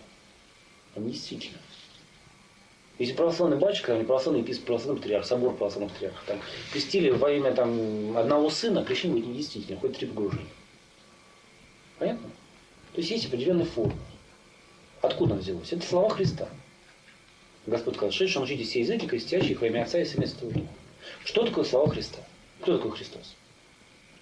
Бог. Что такое слава Божия? Закон. Не просто. Слава Божия есть некие... Это истина. Не просто истина. Не просто истина. Это некие идеи валения, то, что называется энергиями, то, что называется формирующим мир идеями. Понимаешь? Бог сказал, значит, да будет произрасти из земля траву, да? Закон бытия. Не просто, да, вот именно закон бытия. Бог сказал, да будет вырасти трава, так? И трава выросла. И она до сих пор растет именно потому, что это вот это слово, которое было в 3-й день вложено в землю, оно и там находится. В 4-й день Бог повелел звездам светить. Сейчас мы там увидим, что они светят. Почему? Потому что то слово там до сих пор в космосе ходит. Понимаешь? Которое он вложил. А вот эта слава Господа, научить все языки, христианского имя Отца и Святого Духа, они отличаются чем-то от тех начальных творческих слов? Нет. Тот же Бог Христос, который створил звезды, да, который створил человека из праха, который створил растения, животных, тот же самый Христос принес эти же слова, так? Вот эти слова о крещении. Эти слова обладают некоторые живительные силы. Поэтому как бы это должно быть, если нет воды, нет крещения, если нет слов, нет крещения. Соедини воду и слова, будет крещение. То есть форма, она имеет значение, она имеет некую святость. Как сказать, слова Христа, тем более божественные имена, которые Господь упоминает, имя Отца и Сына и Святого Духа, это же природные иконы Бога. Так? Вот слышал имя Божие. Это именно его икона, это его самооткровение, которое запечатано на неком тварном субстрате. Наш ум, встречаясь с неким откровением Бога, порождает имя.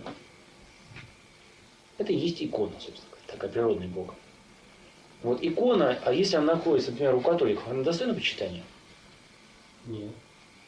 Ну как-то нет. Вот. Ну вы имеете в виду... Православная икона. По-моему. Мощь Николая Чудотворца. Уперли католики. Достойны почитания? Достойно. Достойны. Нами достойны. Но мы можем почитать? Мы это, конечно, можем. То есть они сохранили свою святость, так? Петра и Павла мощи достойны почитания? Конечно же, да? Икона там Лидская икона в Риме находится, на столпе, который был в Иерусалиме была раньше. Она находится в Риме сейчас. Она достойна почитания? Достойна. Теперь вопрос такой. Имена Отца и Сына и Святого Духа, которые произносят католики, достойны почитания? Да. Достойны почитания. Они обладают святостью, да? Святостью божественных имен.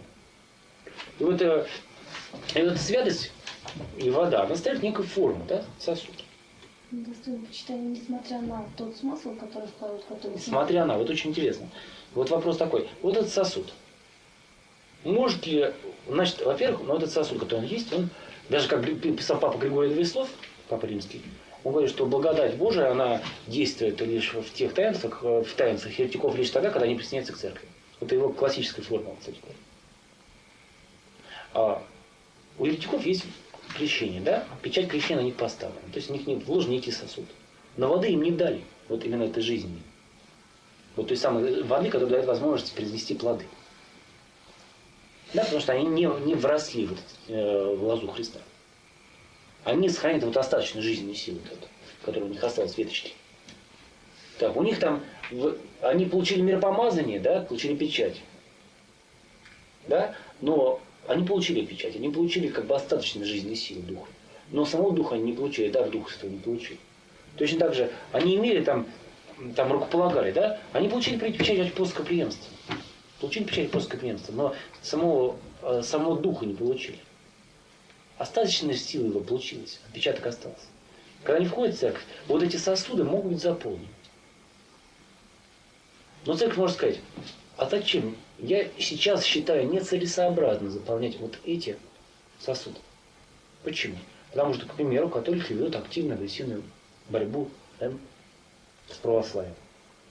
Как то, например, делалось в Греции в 18 веке. Так? Или я вижу, что католики вкладывают в понятие Духа Святого то, что мы не можем признать Духом Святым, в принципе. Ну как, церковь отвергла в свое время крещение монтанистов, потому что они крестили в Отца и Сына, Монтан и крестил. Как? Но они говорили, они крестили во имя Отца, Сына, Святого Духа, под которым они подозревали Монтана и Прескилу. Вот. Сумасшедших людей, которые еще кончили тем, что повесились. Вот. Ну и чего? Вот то же самое. Церковь может сказать, видите, у католиков у нас радикально искажено учение о Троице, все, мы, значит, не можем их признать. То есть у них сосуды разломаны. Или церковь может сказать, у них сосуды целые, но я не считаю нужным в них вливать ничего. Ну, например, вот сейчас на Украине, например, филаретов перекрещивают. Всех филаретов перекрещивают просто. Да. Которые крещены филареты. А Они раскольники. Они раскольники, и формально даже после приезда формально есть. Но филарет был законно положен. Вот. А их перекрещивают. Почему? Да потому что они агрессивны. То есть у них это сосуды вложенные, да, в них, которые в них вложены. Их просто вредно, душевредно вредно для церкви, для самих принимающих, их наполнить водой, Духу Божию. Потом церковь говорит, я дам сама свои сосуды, с водой Духа. И все. Но здесь, кстати, есть очень четкая граница. Часто говорят, значит, можем там принять, вот иногда против говорят, что, мол, значит, да, мы можем любого человека там принять, там, да, там, в любом сане. Там. Это не так. Например, если... Почему важно догматическое различие? Это означает меру засыхаемости. То есть элементарно, например, святитель Иеговы при всем своем желании мы принять иначе, как через крещение мы не можем. Почему? Потому что они под отцом не подразумевают нашего отца, под сыном нашего сына и под духом нашего духа. Ну это очевидно просто. Можем мы отождествить силу вроде радара с Духом Святым? Можем? Можем ли мы бывшего архангела, который стал человеком, потом перестал человеком, потом стал полубогом, отождествить с Иисусом Христом? Можем? Нет, очевидно.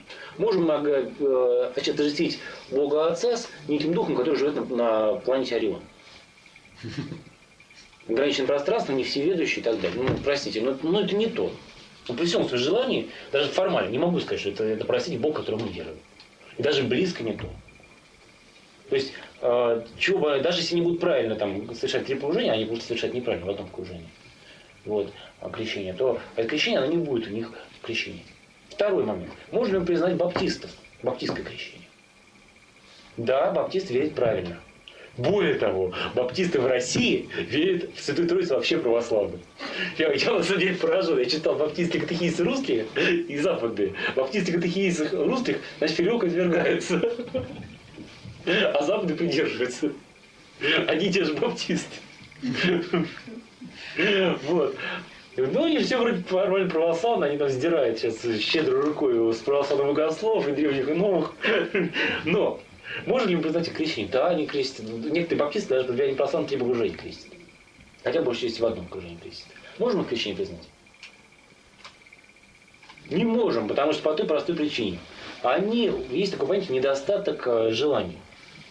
Ну, если даже в относительной форме, например, человек, священник, желающий, который совершает литургию, он должен иметь желание ее совершить. Ну, понятно, что если очень простой пример. Вот я сижу за столом, у меня тут лежит кусок там, белого хлеба, да, и у меня налили тарелку вина. Вот я вам объясняю, например, чем последней литургии. Будет ли это литургия? Даже если я буду зачитывать все молитвы. Не будет, да, потому что у меня нет желания совершать литургию. Вот. Это просто такое понятие, оно хоть кажется юридическим, но оно просто необходимо.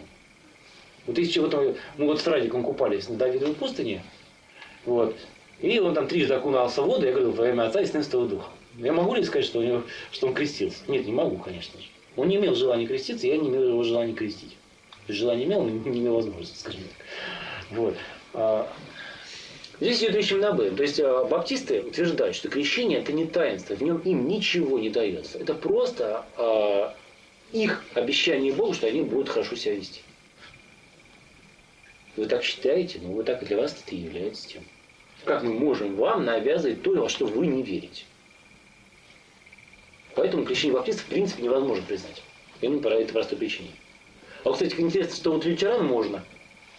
Потому что они верят, что в лютеране верят, что крещение порождает человека.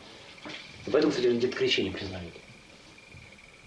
А можно сказать, вот, допустим, профессор Осипов очень любит это, когда крещение говорит, он говорит о том, что все-таки есть люди, допустим, можно так считать, ну, по его, не знаю, как правильно, которые живут до сих пор в Ветхом Завете.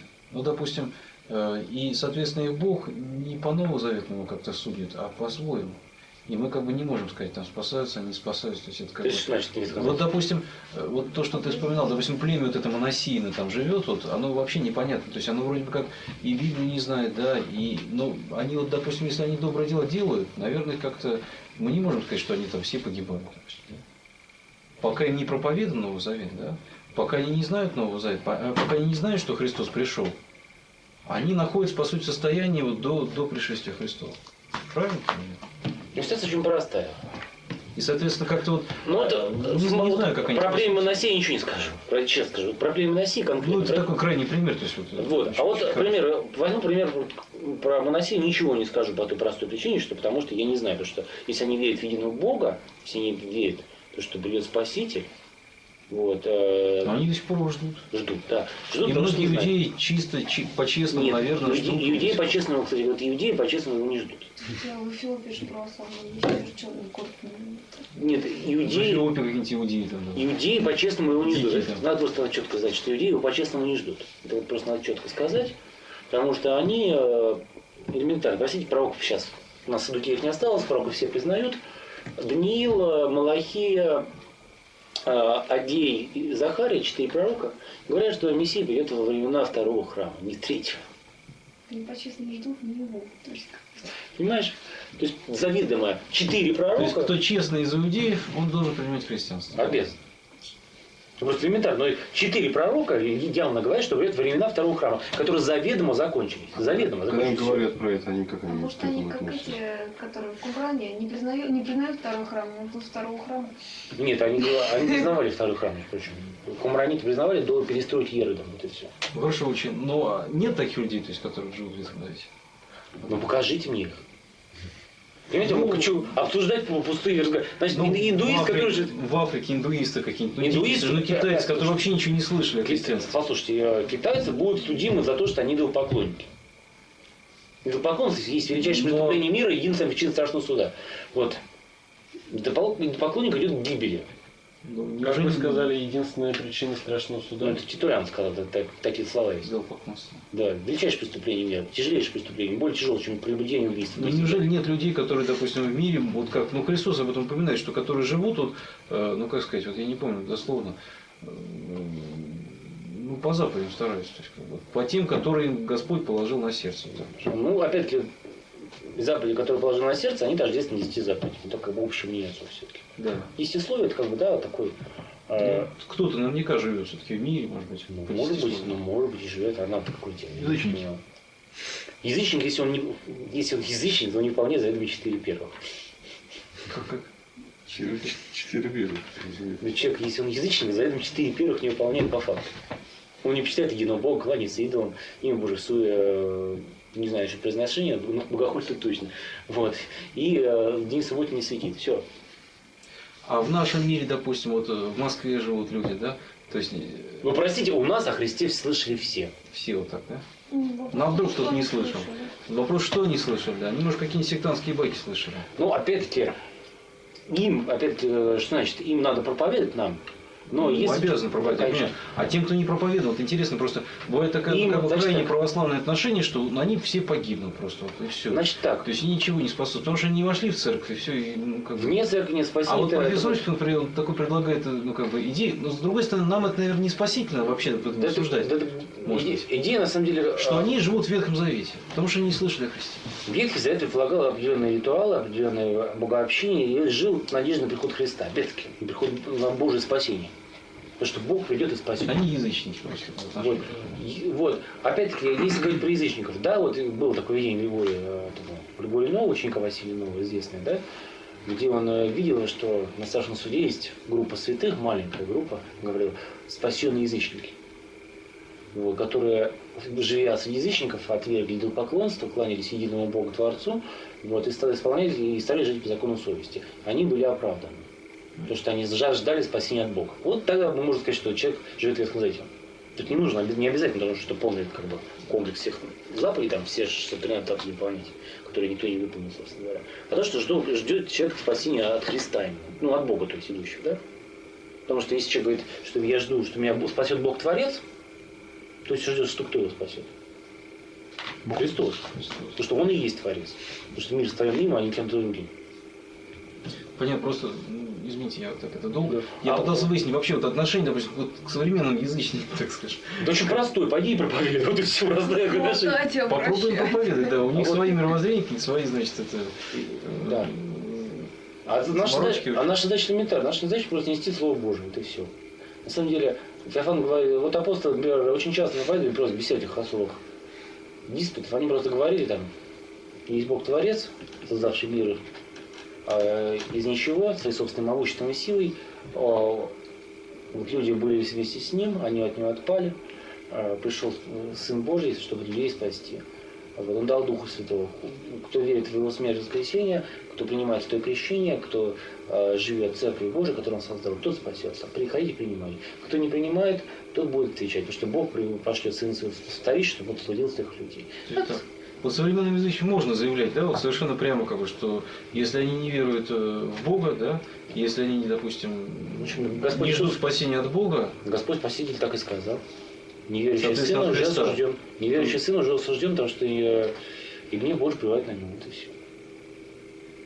Здесь, кстати говоря, на самом деле, ведь в чем ошибка другая осиповская, которая на самом деле люди не замечают. Вне церкви мир есть. Мир есть людей, но надо забывать, что там духовная сила действует очень мощная. Но там и эти силы, это дьявольские силы. И это не переносное выражение, а самое наипрямейшее. Мы тут здесь живем довольны в христианской стране, христианскими святынями, под защитой множества святых. Так? У нас, простите, беснование достаточно большая редкость. Вот. А когда там вы живете, там барышня-мусульманка падает в обмороке регулярно, говорит, ну на ним не Христа Спасителя, простите, и у них уже привычные все к этому медицинскому институте. А это показывает очень показательно на самом деле. Когда в Турции в каждой школе, в каждом классе 2-3 человека, 2-3 на класс, человека, которых душат джинны, и мулы ничего с этим делать не могут. И это считается нормальным. Это тоже показатель. Если даже посмотреть элементарно на простые вещи. Что продается на Восточном базаре? Не знаю, в Абхазии там продавалось на базаре. Ну, там амулетов наверняка выше крыши. Нет, да? А вот в Турции, там, в Египте, в Израиле. Там вообще базара нет. Вот все базары, значит, все базары увешаны вверх амулетами, все люди ходят увешаны амулетами, там, как не знаю кто. Вот. И второе, что они сами там у них все эти глаза, там, с глаз, там, там, в принципе, у нас там везде подкосы, все тоже амулеты, конечно. Но это у них бизнес один из самых лучших, самых идущих по продаже амулетов. А почему? Может, на пустом месте не вырастает. Пусть предполагает, что мир живет там просто, люди сами все живут там, как хотят, так и делают. Простите, это же не так. Есть же реально власть врага там, который действует. А вот он почему забывает. Вот это неправда, вот это его неправда. И второе неправда, что это гадание на самом деле. Его учение не основано ни отцах церкви, ни одного же не приводит. Кого-то приводит. Из отцов церкви кто? Ну тут, как всегда, тоже вот этот вот вопрос, ну, наверное, вам уже надоел, наверное, все задают, вот, что вот, ну, вот зачем все-таки, ну, Бог изначально же знал, что будет там, да, так сказать. Ну вот, то есть получается, что он, так сказать, людей, там, большинство подавляет, ну, там, людей обрек, так сказать, на страдания, так сказать, с самим созданием их. Никак ни на что их не обрекал. Не, ну, он створил для бытия, для блага, они не захотели. Ну правильно, не захотели, но он знал изначально, что они не захотят. Многие из них не захотят, пока. Может быть, он не знал, кто именно, но то, что многие из них не захотят. Он знал, кто именно. Слушай, ну а как же вот все-таки вот этот вопрос, когда люди не могут узнать истину, допустим, вот они родились, выросли там, как-нибудь в католике, в Африке, там, в таком окружении, что, в общем, это...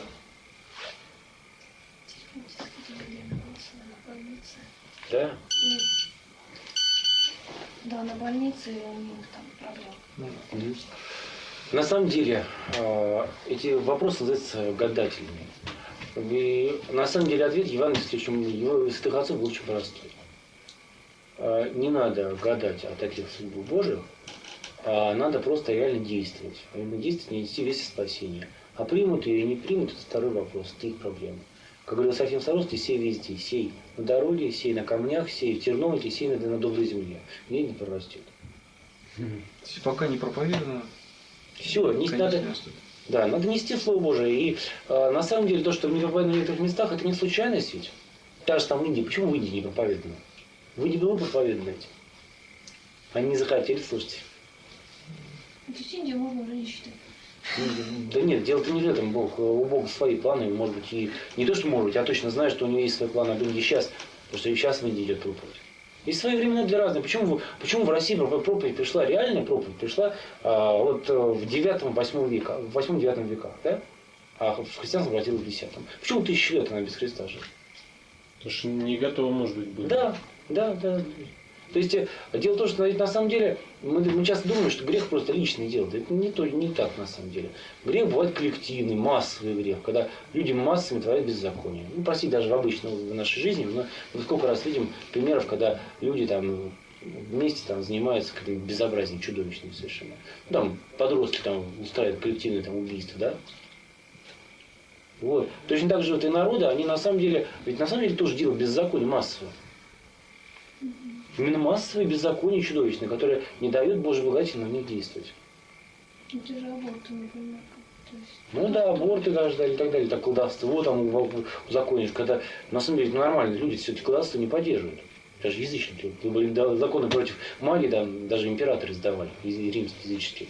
Вот. А потом, когда начинает разложение народов, он начинает массовым колдовством заниматься. Вот.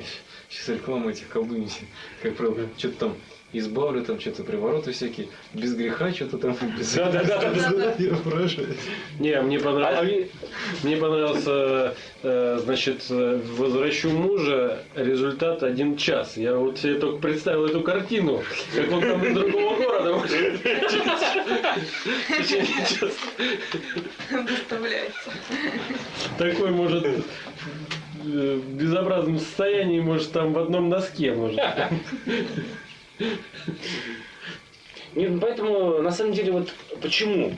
Ну, есть определенные временные, как у апостола Павла сказано, есть даже намек на ответ. Бог положил пределы и времена обитания каждого народа, да? Позволив им ходить по своим путям. Вот. Не насяжут ли они Бога, потому что недалеко от них есть. Потому что им живем в 2004. Но сейчас Бог повелевает всем народам каяться. Вот, то есть иногда некоторые народы не хотят слушать. Те же самые индейцы, вот, например. Первая проповедь о Христе достигла Америки, как известно, в VI веке. Ирландские монахи, православные тогда, да, они приплыли в Америку. Был монастырь в Ньюфаундленд, есть археологические даже находки. Что, да вы что? Да.